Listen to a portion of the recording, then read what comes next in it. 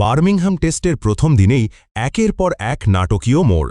একদিকে যশস্বী মিস করলেন সেঞ্চুরি, অন্যদিকে শুভমন গিল হয়ে উঠলেন দেয়াল। আর জাডেজা তো বলেই দিলেন, সংকট মানে আমি। কি ঘটল প্রথম দিনে? চলুন দেখে নিই 5টা বড় ঘটনা। অধিনায়কের কাঁধেই ভরসা, আর সেই দায়িত্বটা যেন পুরোপুরি তুলে নিয়েছেন শুভমন গিল।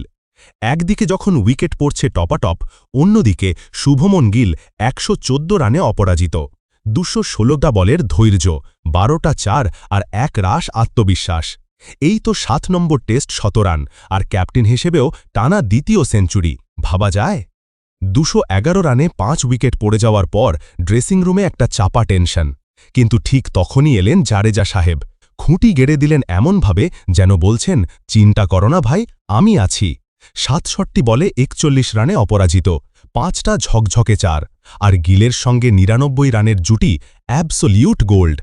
যশস্বী আহা, মাত্র 13 রান দূরে থেকে থেমে গেল তার ব্যাট। 87 রান, 13-4, 107 বলের ইনিংস। একটা শিল্পকর্ম বললেও কম বলা হবে। আর হ্যাঁ, তিনি এখন বার্মিংহ্যামে সবচেয়ে বড় স্কোর করা ভারতীয় ওপেনার। সুধীর নাইকের 1974 সালের রেকর্ড গুড বাই।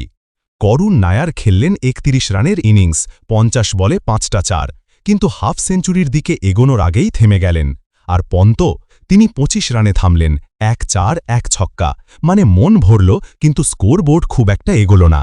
তবে গিলের সঙ্গে 47 রানের জুটি কিছুটা স্টেবিলিটি দিয়েছিল। এবার আসা যাক সেই নাম দুটিতে, যাদের ইনিংস যেন ব্লিঙ্ক করল আর শেষ। কেএল রাহুল 26 বলে 2 রান, নীতিশ কুমার রেড্ডি 6 বলে 1, 2 জনকেই বোল্ড করলেন ক্রিস ওকস। এরা যদি জ্বলে উঠতেন তাহলে আজ স্কোর আরও বড় হতে পারত।